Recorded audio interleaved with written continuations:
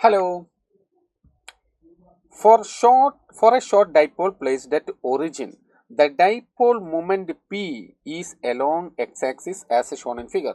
The electric potential and field at യിലുള്ളത് V0 and E0. അപ്പോൾ diagram നോക്കൂ. അപ്പോൾ electric dipole ഇവിടെയാണുള്ളത്. അതിൻ്റെ സെൻറ്ററാണ് ഇവിടെ ഓയിൽ ഉണ്ടാവുക. എ എന്ന point which is distance R away from the origin.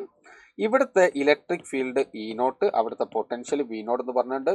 And you are suppose to find the correct combination of potential at point B. Okay, ബിയിലുള്ള പൊട്ടൻഷ്യലും അതുപോലെ ഇലക്ട്രിക് ഫീൽഡുമാണ് ചോദ്യം. നോക്കൂ, ബി എന്ന പോയിന്റ് ഓഫ് കോഴ്സ് അതൊരു ഇക്വറ്റോറിയൽ പൊസിഷനിലാണ്.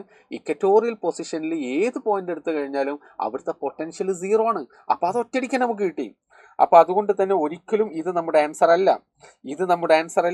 2 or 3 ആണ് answer എന്നുള്ള കാര്യം വളരെ ക്ലിയർ ആണ്. കാരണം ഇക്വറ്റോറിയൽ ലൈനിലെ ഏത് പോയിന്റ് എടുത്താലും അവിടുത്തെ പൊട്ടൻഷ്യൽ നമുക്ക് 0 ആണ്. ഓക്കെ, ഇനി നമുക്ക് നോക്കാം. ഇവിടെ എ എന്ന പോയിന്റിൽ പൊട്ടൻഷ്യൽ ഇലക്ട്രിക് ഫീൽഡ്, അപ്പോൾ E A is given as E naught which is equal to 1/4πε0 2p divided by R cube ആണ്. അവിടെ നിൽക്കട്ടെ.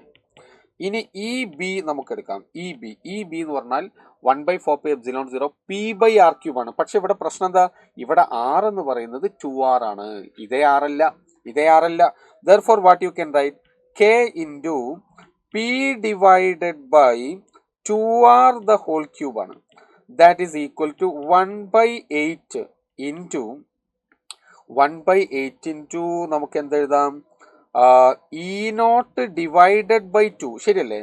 കാരണം K P by R cube എന്ന് പറയുന്നത് 2നെ പുറത്ത് കൊണ്ടുവരണം. അത് ഇ നോട്ട് ബൈ 2 ആണ്. Therefore the answer is E naught divided by 16. അപ്പോൾ potential 0, electric field E naught by 16. Yes, option 3 is the right answer. Option 3 is correct.